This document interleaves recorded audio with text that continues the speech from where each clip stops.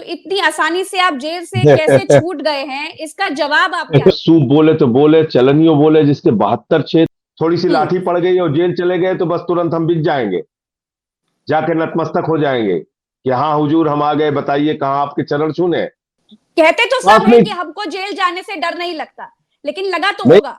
तो जेल में क्या बीजेपी वालों ने आपसे बात करने की कोशिश नहीं की? लेकिन अरविंद केजरीवाल जी के बारे में बोल सकते हैं, काहे मनीष नहीं सिसोदिया के बोलेंगे, बारे में बोल सकते हैं, आपको डर काहे नहीं नहीं लगता बोलेंगे, है? काहे नहीं बोलेंगे। अरविंद फिर भी केजरीवाल की अगर अकेले मौका की मिले, लड़ाई नहीं है, सुन तो लीजिए पहले। क्या आप मानते हैं कि 2024 का चुनाव सबसे ठंडा चुनाव है? अगर अरविंद केजरीवाल आपको मुख्यमंत्री के तौर पर घोषित करते हैं तो आपकी पहली प्रतिक्रिया क्या होगी? जिंदगी में सब कुछ राजनीति ही नहीं होती, छोटे छोटे स्वार्थों के लिए आदमी जो इधर उधर करते हैं, ये इससे कोई अच्छा मैसेज नहीं जाता, और आपको कभी अच्छे आदमी के रूप में भी याद नहीं किया जाएगा अगर आप तिकड़मबाजी करेंगे ऐसे मौकों पे। तो 400 पार का नारा मोदी जी तो दे रहे हैं, कैसे निपटेंगे आप लोग? आप तो पत्रकारिता बहुत दिन से कर रही हैं, अगर 400 पार हो रहे होते मोदी जी तो ये काम करते। बीजेपी को आपके केस की बहुत चिंता है संजय जी। और वो भ्रष्टाचार के खिलाफ बोल रहे हैं, मतलब भाजपा ही बोल रहे हैं, लगता है ओसामा बिन लादेन अहिंसा पे उपदेश दे रहा है। समाजवादी पार्टी की एक लिस्ट बड़ी वायरल हो रही है जिसमें कहा जा रहा है कि सुल्तानपुर से संजय सिंह चुनाव लड़ेंगे। मैंने तो भाजपाइयों के लिए नारा बनाया है, जो जितना बड़ा भ्रष्टाचारी वो उतना बड़ा पदाधिकारी। झुके न जो, झुके न जो, दबे न जो, मिटे न जो, हम वो इंकलाब है, जुल्म का जवाब है।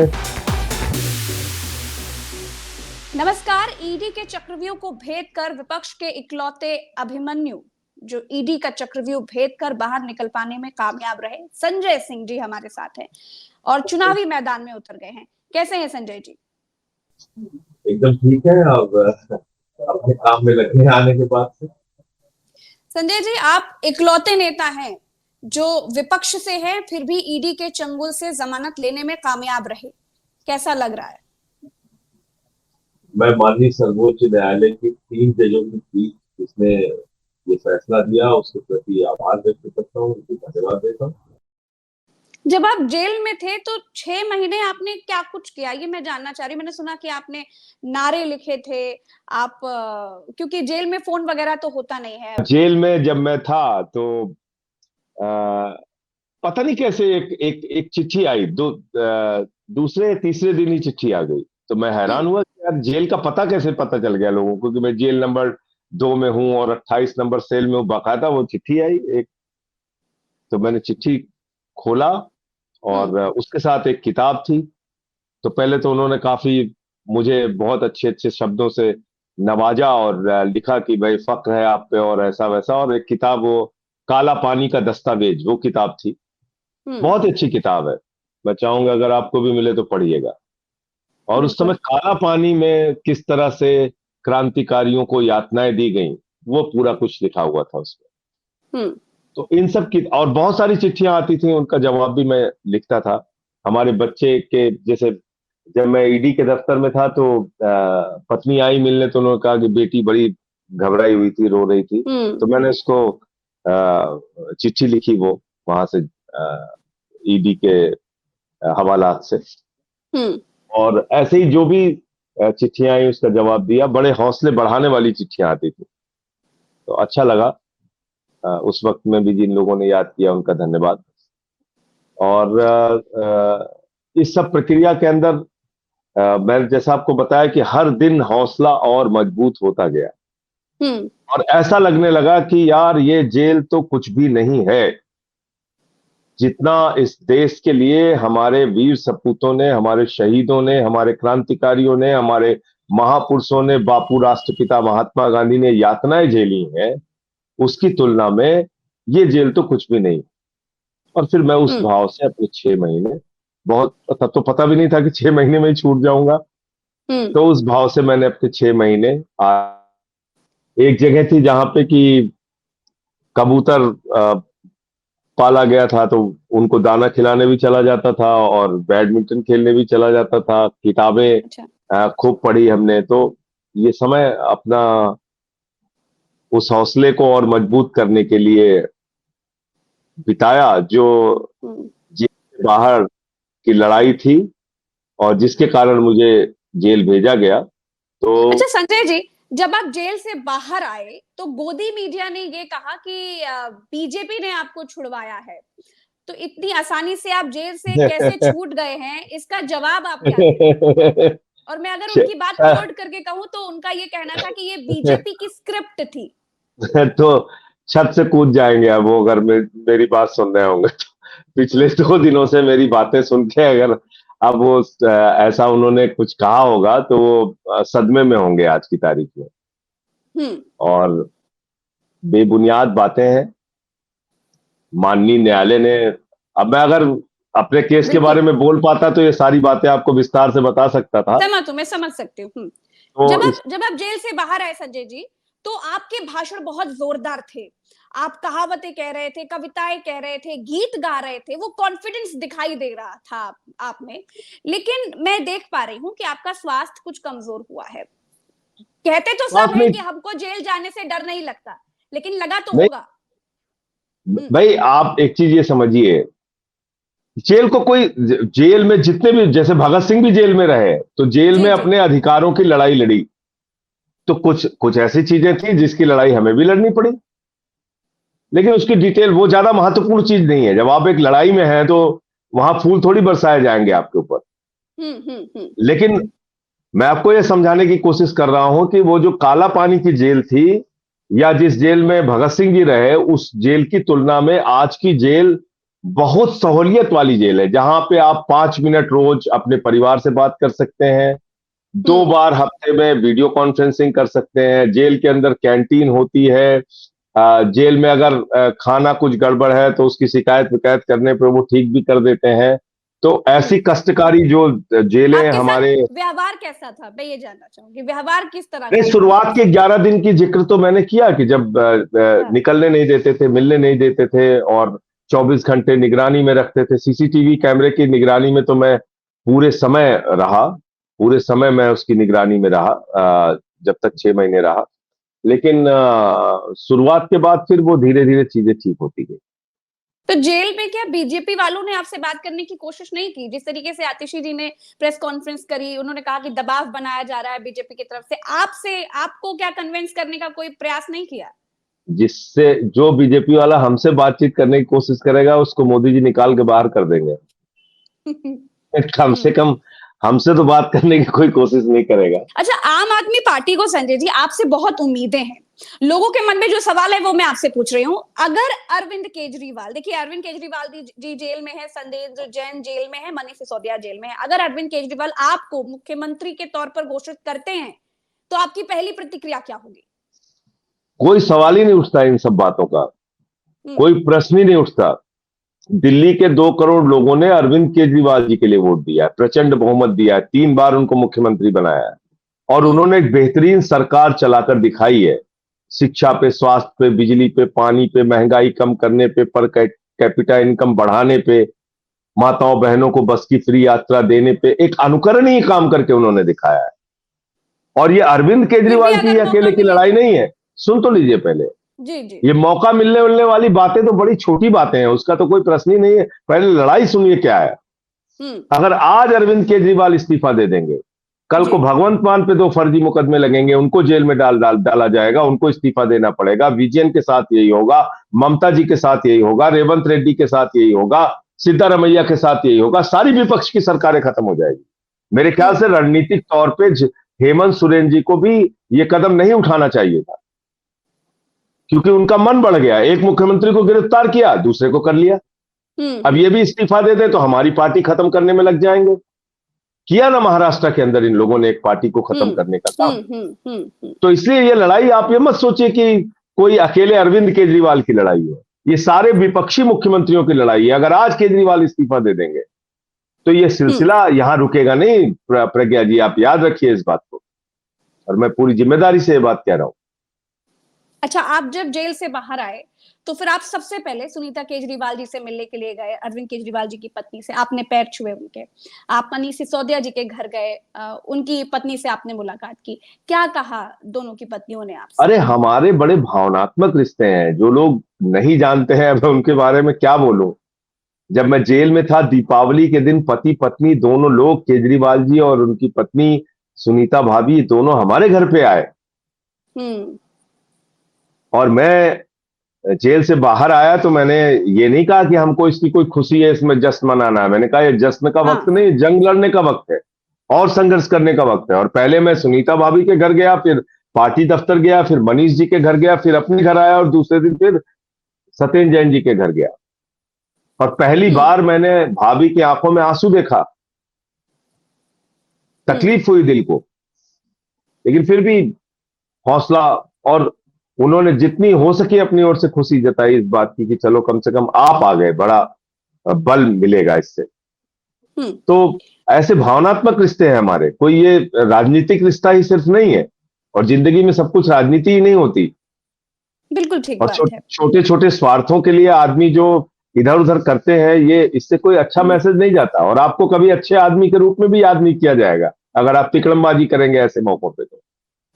तो फिर मैं बिल्कुल सहमत हूँ मैं आपकी बात से। भाई, हम्म। मनीष जी की पत्नी को 20 साल से एक गंभीर बीमारी से वो ग्रसित है, 20 वर्षों से। हम्म। और ऐसे समय में जब उनको अपने पति की सबसे ज्यादा आवश्यकता है और वो मनीष जी जेल में है, इसका जवाब कौन देगा? कल को वो निर्दोष निर्दोष बाहर आ जाएंगे तो उनकी जिंदगी का जो ये समय चला हम्म। गया, जब उनको अपने पत्नी के साथ रहना चाहिए था, परिवार के साथ रहना चाहिए था, इसमें किसकी जवाबदेही है? पीएमएलए की तो कानूनी जटिलताएं कई बार हम लोग बता चुके हैं, आप जानती हैं। बिल्कुल। इसमें बेल मिलना ही बहुत मुश्किल का काम होता है। इसमें ऐसी कानूनी जटिलताएं हैं, इस कानून को हम्म। ऐसे ही बना दिया गया है, 2018 में ऐसे संशोधन इसमें किए कि हम्म। इसमें बेल मिलना आसान काम नहीं है। हम्म। लेकिन बीजेपी को आपके केस की बहुत चिंता है संजय जी। बीजेपी क्या ये चिंता कहती है कि आप जो है? हैं वो जमानत के उसूलों पर खरे नहीं उतर रहे हैं। जो जमानत की वो शर्तें हैं ये वो शर्तें आप ये मान नहीं रहे हैं। आपकी ये जमानत की शर्तों में ये था कि आप अपने केस यानी शराब नीति के बारे में कोई टिप्पणी नहीं नहीं कर बोला। सकते हैं। लेकिन नहीं, आप जब अपने से केस। बाहर आए हैं तब ना से ना ना प्रेस ना ना कॉन्फ्रेंस कर रहे हैं। ना ना ना ना डर ना नहीं ना, आप लगता आपको? आप फिर गलत समझ रही हैं। मैं शराब नीति के में अपने रोल के बारे में नहीं बोल सकता। हम्म। ये आदेश में लिखा है, मैंने कहीं बोला हो तो बताइए। लेकिन मनीष सिसोदिया, अरविंद केजरीवाल जी के बारे अभी आपके आपके सामने भी बोलूंगा और कई चैनलों पे बोल के आया हूं। अभी बताऊंगा कि अरविंद केजरीवाल के ऊपर कैसे गहरी साजिश के तहत पूरा मामला मतलब ये बनाया गया है। बीजेपी ने सोचा नहीं होगा। ये बीजेपी ने कभी नहीं सोचा होगा कि संजय सिंह जी अपने बारे में नहीं बोलेंगे, ठीक है, लेकिन अरविंद केजरीवाल जी के बारे में बोल सकते हैं, काहे मनीष नहीं सिसोदिया के बोलेंगे? बारे में बोल सकते हैं। आपको डर काहे नहीं नहीं लगता बोलेंगे? है? काहे नहीं बोलेंगे? मतलब बड़के देखिए, नेता होते हैं दे, संजय सिंह जी, दे, जेल से आने देखिए के देखिए बाद देखिए उनके रूप बदल जाते हैं, प्रज्ञा रंग जी, बदल जाते हैं। लेकिन प्रज्ञा आपके जी मेरी तेवर नहीं बात, बदले। प्रज्ञा जी आपको, और इसीलिए इसीलिए मैं लोगों को बताना भी चाहता हूं कि यार डरो मत। कब तक डरोगे? हम्म। कब तक डरोगे? मैं तो आवाहन करता हूं लोगों का, अगर बेरोजगारी से परेशान हो, जैसे किसानों ने जेलें भर दी, भर दो जेलों को। पूरे हिंदुस्तान की जेल में 4-6 लाख लोगों से ज्यादा नहीं रख सकते। जिस दिन 1 लाख हम्म। नौजवान इस देश का तैयार हो जाएगा कि ठीक है रखो जेल में हमें, कितने लोगों को खिलाओगे, रखोगे? हम्म। तो इसलिए और अगर आप डरते ही रहेंगे तो अगला आदमी तो डराने के लिए बैठा ही हुआ है आपको। वो रोज आपको जेल का डर दिखाएगा, मुकदमे का डर दिखाएगा, ईडी सीबीआई का। तो बंद कर दो अपनी पार्टी, क्यों कुर्ता पैजामा पहन के घूम रहे हो भाई? डॉक्टर ने थोड़ी बताया है।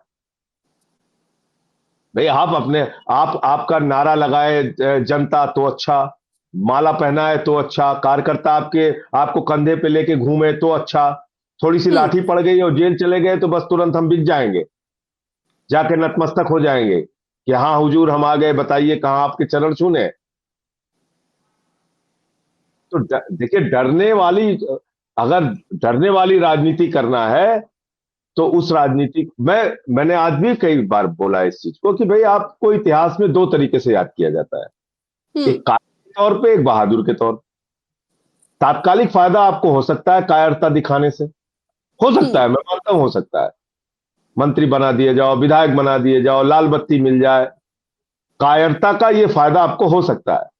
लेकिन हम्म। जो बहादुरी का फायदा होता है वो आपको लंबे समय तक, पीढ़ियों तक याद किया जाता है फिर।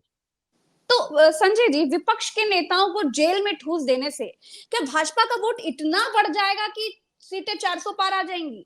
400 पार का नारा मोदी जी तो दे रहे हैं, कैसे निपटेंगे आप लोग? आप तो पत्रकारिता बहुत दिन से कर रही हैं, अगर 400 पार हो रहे होते मोदी जी तो ये काम करते हैं? आपको लगता है? नहीं, अगर डर और मोदी खौफ जी तो साफ दिखाई दे रहा है संजय जी। मैं वही आपसे पूछ रहा हूं कि अगर 400 पार वो कर रहे होते, कोई भी राजनेता, मोदी जी को छोड़ दीजिए, कोई भी राजनेता अगर कॉन्फिडेंस उसके मन में होता है कि हम 400 पार कर रहे हैं, तो विपक्षी मुख्यमंत्रियों को चुनाव के समय में गिरफ्तार करता? ऐसी मूर्खता करता है कोई राजनेता? आप मुझे बताइए। अपनी ठीक विपक्षी पार्टी का खाता हम सीज कर देंगे चुनाव के समय में, ऐसी मूर्खता कोई करता है? कोई भी राजनेता हो, मैं अकेले मोदी जी की बात नहीं करता हूं। जो 400 पार कर रहा होता है वो ठाठ से अपना चुनाव प्रचार करता है, वो कभी भी इन इन इन इन पचड़ों में नहीं पड़ता। इसका मतलब नरेंद्र मोदी जी और उनकी पार्टी और उनका गठबंधन, एनडीए का गठबंधन हार रहा है बुरी तरीके से। एक बात। और दूसरी बात यह है कि भाई जनता को भी आप कितना मूर्ख बनाएंगे? भ्रष्टाचार के खिलाफ आप बोल रहे हैं, मतलब सूप बोले तो बोले, चलनियों बोले जिसके 72 छेद, 15 लाख करोड़ रुपए आपने पूंजीपति दोस्तों का माफ किया। नोटबंदी का घोटाला आपके राज में हुआ, हिंडनबर्ग का घोटाला आपके राज में हुआ। आपके राज में पूरे देश के चुनिंदा भ्रष्टाचारी, नामी भ्रष्टाचारी, वो भाजपा में शामिल हो जा रहे हैं। अजीत पवार चाहे 70,000 करोड़ लूटे हों, चाहे हसन मुश्रीफ हो, चाहे छगन भुजबल हो, चाहे नारायण राणे हो, चाहे प्रफुल्ल पटेल हो, चाहे नवीन जिंदल हो, चाहे शुभेंदु अधिकारी हो, चाहे मुकुल राय हो, चाहे हेमंत विश्व शर्मा हो, चाहे जनार्दन रेड्डी हो, कितने नाम गिनाऊं आप? चुन चुन के भ्रष्टाचारियों को अपनी पार्टी में आप शामिल कर रहे हैं। मैंने तो भाजपाइयों के लिए नारा बनाया है, जो जितना बड़ा भ्रष्टाचारी वो उतना बड़ा पदाधिकारी, भाजपा का ये नारा है। और मोदी जी कहते हैं एक भी भ्रष्टाचारी को नहीं छोड़ूंगा, हर भ्रष्टाचारी को बीजेपी में शामिल करूंगा। वही कर रहे हैं और वो भ्रष्टाचार के खिलाफ बोल रहे हैं। मतलब भाजपा ही बोल रहे हैं, लगता है ओसामा बिन लादेन अहिंसा पे उपदेश दे रहा है। भाजपा भ्रष्टाचार के खिलाफ बोल रही है। सोचिए आप, कैसी विडंबना है। और मैं बड़ा हैरान होता हूं कि हमारे विपक्ष के मित्र जवाब भी नहीं दे पाते हैं। नहीं, कम से कम इनके भ्रष्टाचार को गिनाओ तो। इलेक्टोरल बॉन्ड, हजारों करोड़ रुपए इलेक्टोरल बॉन्ड के जरिए रिश्वत भाजपा ने ली और 3.8 लाख करोड़ रुपए का ठेका अलग अलग कंपनियों को दिया। ये सार्वजनिक सत्य है आज की तारीख में। आप बताइए मुझे, ईडी का, सीबीआई का छापा जिन कंपनियों पे पड़ रहा है वो हजारों करोड़ रुपए का चंदा दे रही है बीजेपी को। ये क्विड प्रो को नहीं है।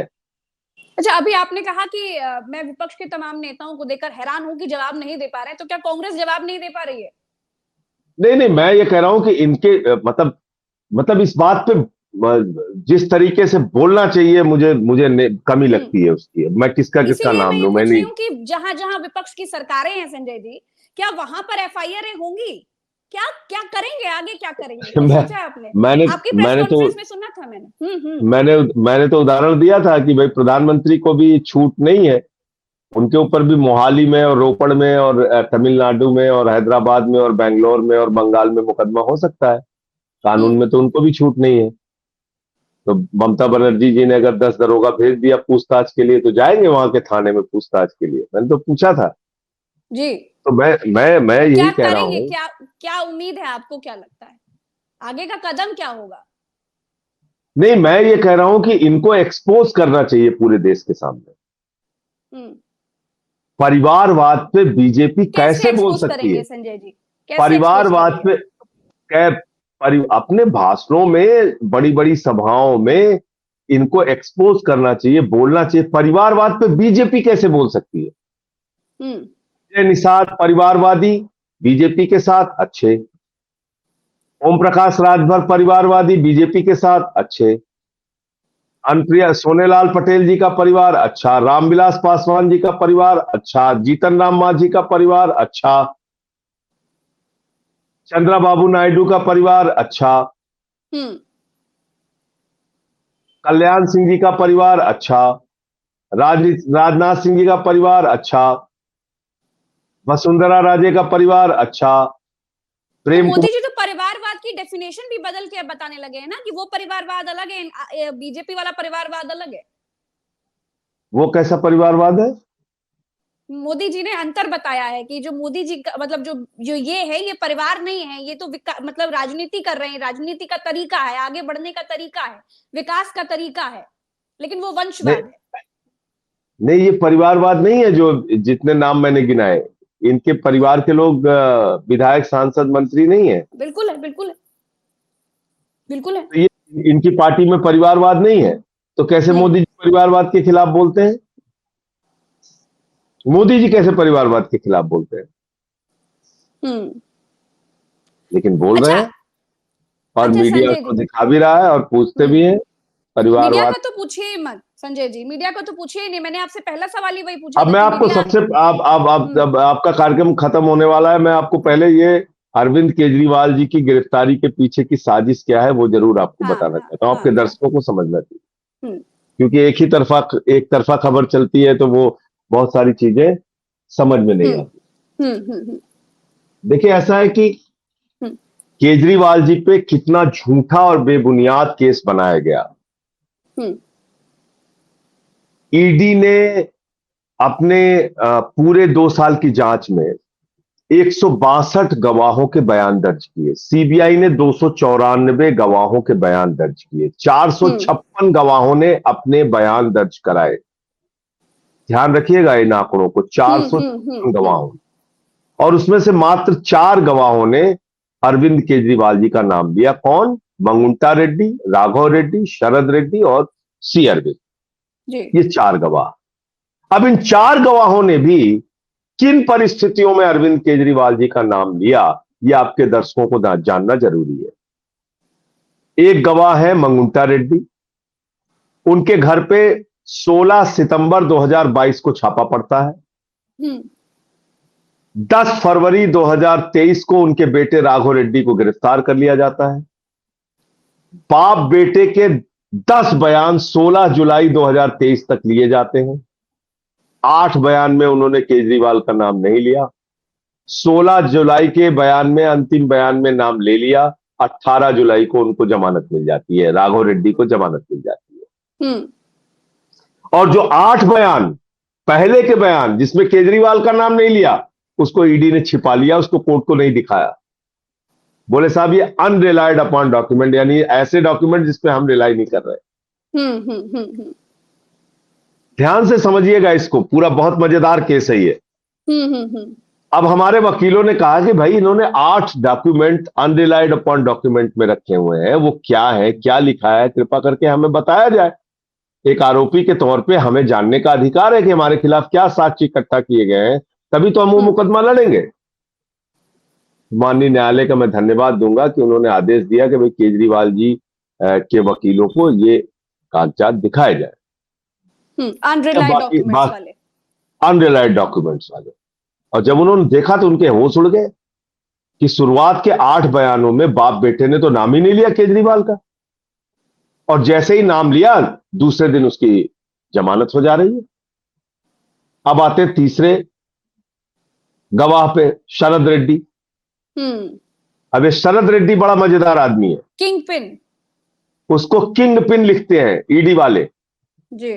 संजय सिंह नहीं, आम आदमी पार्टी ने जांच एजेंसी तो ईडी है, वो लिखती है किंग पिन है, ये मुख्य हम्म घोटालेबाज। और उस किंग पिन को 9 नवंबर को छापा मारती है ईडी, 10 नवंबर को गिरफ्तार करती है और 25 अप्रैल तक उसको जेल में रखा जाता है। 6 महीने जेल में रहने के बाद, और इन 6 महीनों में वो 12 बयान देता है। 10 बयान में केजरीवाल का नाम नहीं लेता, 2 बयान में हम्म केजरीवाल का नाम लेता है। 10 बयान को अनरिलाइड अपॉन डॉक्यूमेंट में डाल दिया जाता है, 2 बयान को कोर्ट के रिकॉर्ड पे लाया जाता है। हम्म इतनी गहरी साजिश, इतनी गहरी साजिश। और वो शरद रेड्डी जब ईडी की कस्टडी में होता है, उसके खाते फ्रीज होने चाहिए थे, वो शरद रेड्डी बीजेपी को चंदा दे रहा है। जी। 10 नवंबर को गिरफ्तार हुआ, 15 नवंबर को 5 करोड़, उसके बाद अलग राशि, उसके बाद 55 करोड़ रुपए अपनी गिरफ्तारी के बाद, और 5 करोड़ रुपए अपने गिरफ्तारी के पहले, 60 करोड़ रुपए दिए उसने। हम्म एक भी ईडी का छापा भाजपा के नेताओं के घर पड़ा? सीबीआई का छापा पड़ा। मैं आपके दर्शकों से आपसे पूछना चाहता हूं, क्या बीजेपी के नेताओं से कोई पूछताछ हुई? ये तो सीधा सीधा घोटाला, शराब घोटाला तो भाजपाइयों ने किया है। हम्म। शराब घोटाले में तो सर से पांव तक भाजपा वाले डूबे हुए हैं। आप बताइए मुझे। हम्म। वॉशिंग मशीन में धुले भी तो हैं। हाँ, धुले भी है तो आप वॉशिंग देखिए मशीन ना, काम करे। मैं फिर वही कह रहा हूं आपसे कि इसका मतलब ये है, कुल मिला के बात ये बनती है कि भाई, आपने अरविंद केजरीवाल को गिरफ्तार करने के लिए एक साजिश की, झूठा मुकदमा बनाया, और जी। गिरफ्तार करने के बाद अब आप दबाव बना रहे हैं कि इस्तीफा दे दो तो हम तुम्हारी पार्टी को साफ कर देते हैं। आपको क्या लगता है अरविंद केजरीवाल जी का केस अब कितना, आप किस तरह से देख रहे हैं, कितनी उम्मीदें हैं कि वो जल्द छूट करके आएंगे? आएंगे, जल्दी आएंगे, क्योंकि हम्म। कोई साक्ष्य उनके खिलाफ नहीं है।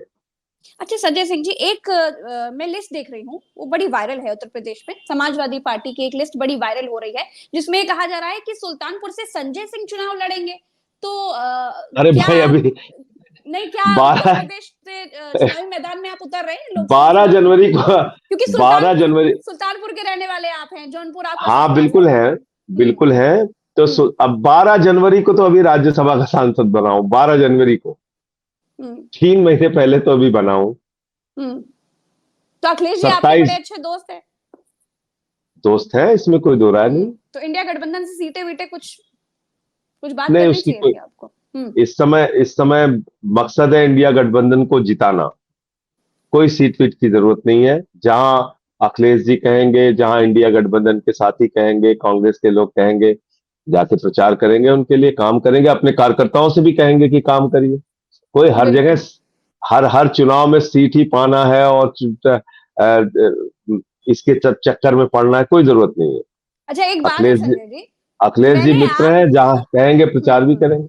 कोई मैंने दिक्कत आप जैसा नेता कहीं कहीं नहीं देखा जो कागज पत्थर ले करके बिल्कुल हर जगह पूरे पुख्ता डॉक्यूमेंट्स के साथ हमेशा बैठा रहता है। आपको मैंने इकलौता अभिमन्यु कहा है जो ईडी के चक्रव्यूह से छूट करके आया है। आप तो नहीं। कह रहे हैं कि धन्यवाद आप। हमारा इकलौता मुद्दा है कि हमें इंडिया गठबंधन को जिताना है, लेकिन एक बात, क्या आप मानते हैं कि 2024 का चुनाव सबसे ठंडा चुनाव है? क्या मानते हैं आप इस बात को?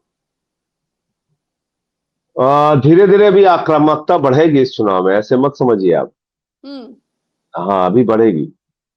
आपको लगता है कि उत्तर प्रदेश में भी रैलियां, रोड शोज कुछ होने चाहिए, विपक्ष की तरफ से भी, बिल्कुल, समाजवादी पार्टी की तरफ से भी, आम आदमी बिल्कुल पार्टी होने को भी चाहिए। उत्तर प्रदेश में? अब तो खैर आप आ गए हैं, तो आपसे तो बहुत उम्मीदें हैं लोगों को। हाँ, तो बिल्कुल करेंगे, पूरी मेहनत करेंगे, पूरी मेहनत करेंगे। और मैंने आपको कहा कि जहां जहां भी इंडिया गठबंधन के, कांग्रेस के, सपा के जो भी कैंडिडेट लड़ेंगे, उनके सब के लिए प्रचार करेंगे। अच्छा टीएमसी आपकी के भी एक कैंडिडेट है, उनके लिए हाँ भी हम अपने कार्यकर्ताओं से कहेंगे कि उनके लिए भी प्रचार करें। संजय तो जी, देखिए, ऐसा मैं है जल्दी कि जल्दी हाँ मैं जल्दी जल्दी पूछ ये लूं। वक्त लेन देन का नहीं है, ये इस समय देश को बचाने का है। कोई हमको बिल्कुल ठीक सीटें बात है। मिल जाए, उनको सीटें मिल जाए, ये कोई मायने नहीं रखती ये बातें। समाजवादी पार्टी मजबूती से लड़ रही है, हम्म। हम भी उसमें और ताकत लगाएंगे। कांग्रेस जहां लड़ रही है वहां हम उनके लिए ताकत लगाएंगे, कोई बात नहीं।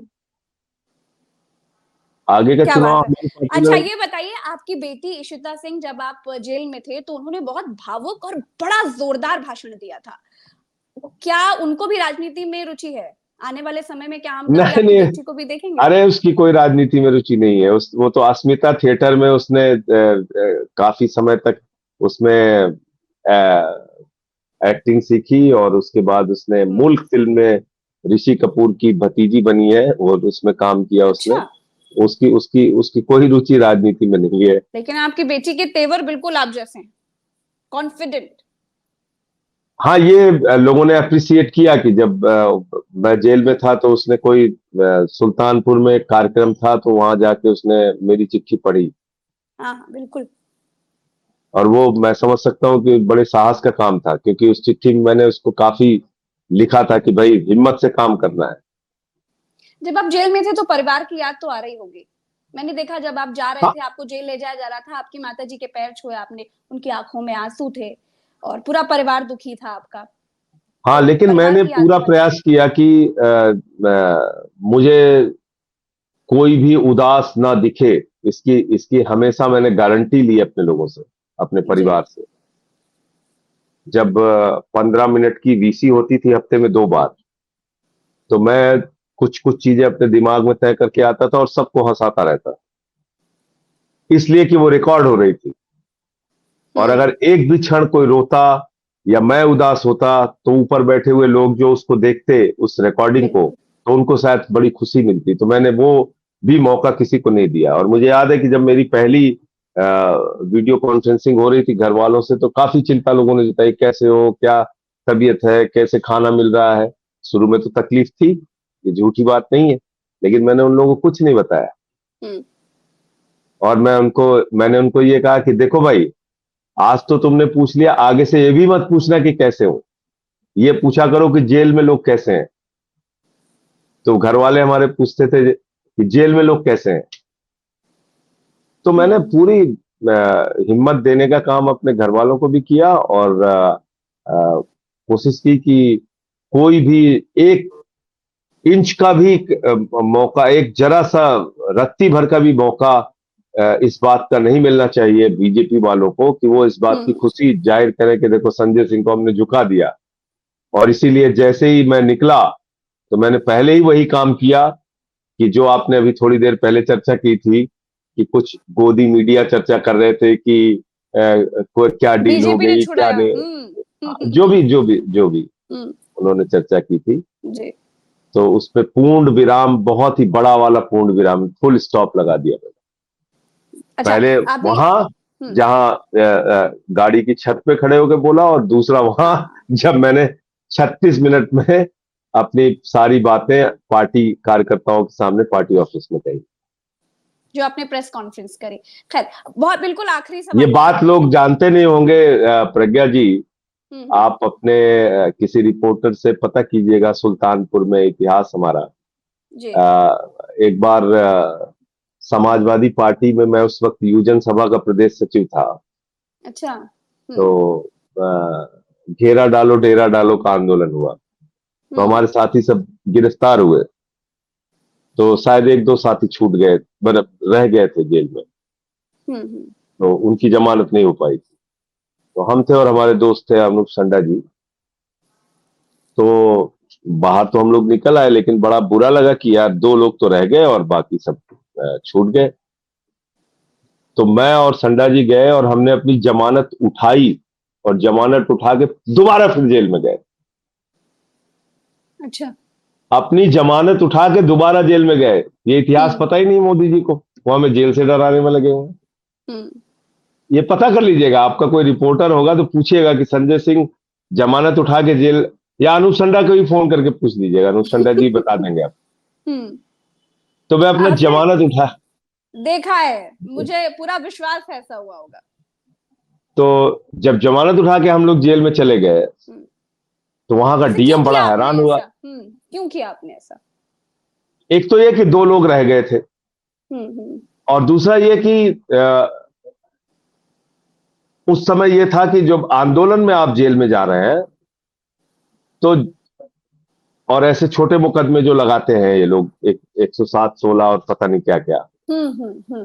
तो उसमें आप जमानत पे छूट के बाहर आए, वो आंदोलन में उस समय ठीक नहीं माना जाता था।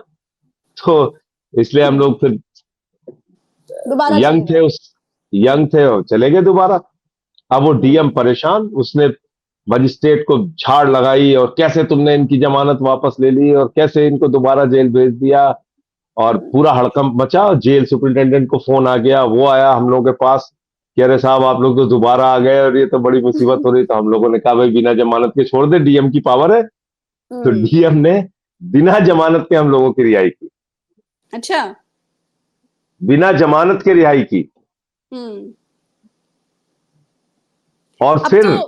हम्म। जमानत पर छूटने के बाद हम लोग आए और मजिस्ट्रेट की कोर्ट के सामने जाके फिर वही नारे, जिन नारों के लिए हमें गिरफ्तार किया गया जेल था, में वही भेजा गया नारे था। जाके जेल में भेजा गया, वही नारे उसी मजिस्ट्रेट के सामने जाके फिर लगाए। और उसने कहा कि नहीं, आपको भाई हमें गिरफ्तार नहीं करना। आप उत्तर प्रदेश के प्रभारी रहे हैं, आपने आम आदमी पार्टी का संगठन खड़ा किया है इधर उत्तर प्रदेश में, भविष्य में हम देखेंगे कि नहीं देखेंगे, ये बताइए।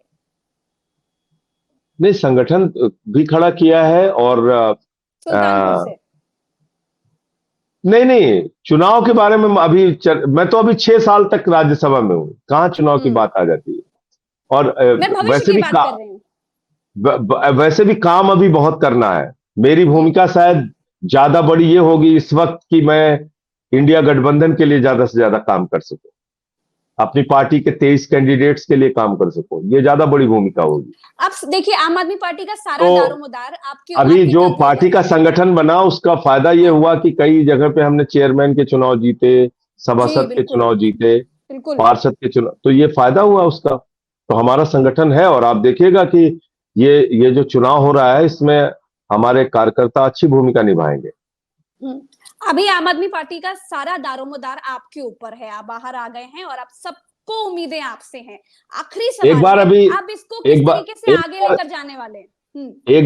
एक बार अ, जनेश्वर जी की याद में भी एक कार्यक्रम हो रहा था, तो उसमें मैं गया था, तो पुराने सब समाजवादी मित्र मिल गए उस समय के। तो अच्छा। हमने हाँ। यही बताया कि भाई समाजवादी जो होता है, तो मेरी ट्रेनिंग सोशलिस्ट में रघु ठाकुर जी के साथ रहा लंबे समय तक। अच्छा। और तो मेरी ट्रेनिंग जो है वो सोशलिस्ट वाली रही। हम्म। तो मैं ऐसा मानता हूं, मैंने लोहिया को पढ़ा, गांधी को पढ़ा, जयप्रकाश जी को पढ़ा, और जो भी समाजवादी नेता रहे वो बड़े बहादुर रहे अपने जमाने में, चाहे राजनारायण जी रहे, चाहे मधुलिमेल जी बिल्कुल। रहे। हम्म। तो मैं कई बार ये सोचता हूं कि समाजवादी अगर आपके आगे लिखा है और अगर आप दिल से हैं समाजवादी, तो फिर हम्म। लाठी, सदमा और जेल, ये सबको तो जूते के नीचे रखना चाहिए। बिल्कुल सही बात है। तो इसको अब जूते के आगे, नीचे रखना चाहिए। आगे क्या करेंगे ये बताइए, क्योंकि सारा दारोमदार, मैंने बोला ना कि सब कुछ अब आपके ही कंधे पर है, सबको आपसे ही उम्मीदें हैं। पूरे आम आदमी पार्टी के तमाम कार्यकर्ताओं की नजरें आप पर ही टिकी हुई हैं। तो अब ये बताइए कि आगे किस तरीके से लेकर के जाएंगे, वो भी तब जब बीजेपी विपक्ष को कुचल कर 400 पार का नारा लगाती है। देखिए, मैं आपको फिर दोहरा रहा हूं उस बात को, अगर 400 पार होता, उनके नारे में कोई सच्चाई होती, तो ये काम नहीं करते, ये जो कर रहे हैं। ये हार रहे हैं चुनाव, आप मानिए मेरी बात। इन्होंने नारा दिया था बंगाल में 200 पार, क्या हुआ? दिल्ली में कहा था 45 पार, क्या हुआ? 8 सीट आई। हम्म। हरियाणा में कहा था 75 पार, क्या हुआ? 40 सीट आई। महाराष्ट्र में कहा था 150 पार, क्या हुआ? हार गए थे। तो ये ऐसे नारे लगाते रहते हैं ये लोग। तो हम्म। मिजोरम या पता नहीं कहां का चुनाव था जहां पे 21 पार कहा था, 1 सीट आई थी। तो ये 400 पार वार के नारे के चक्कर में नहीं फंसना चाहिए, और वोट लोग देंगे इनके खिलाफ। अच्छा, एक बार वो गीत आप सुना सकते हैं जो आपने अपने प्रेस कॉन्फ्रेंस में गाया था? नहीं, वो पहले दिन जब कार्यकर्ताओं के बीच में आए थे। हाँ हाँ हाँ। रुके न जो, रुके न जो, झुके न जो, दबे न जो, मिटे न जो, हम वो इंकलाब है, जुल्म का जवाब है, हर शहीद का, गरीब का, हम ही तो ख्वाब है, रुके न जो। चलिए, बहुत बहुत शुक्रिया, आपने समय दिया। थैंक बहुत बहुत यू। शुक्रिया, तमाम दर्शकों का भी बहुत बहुत शुक्रिया। नमस्कार।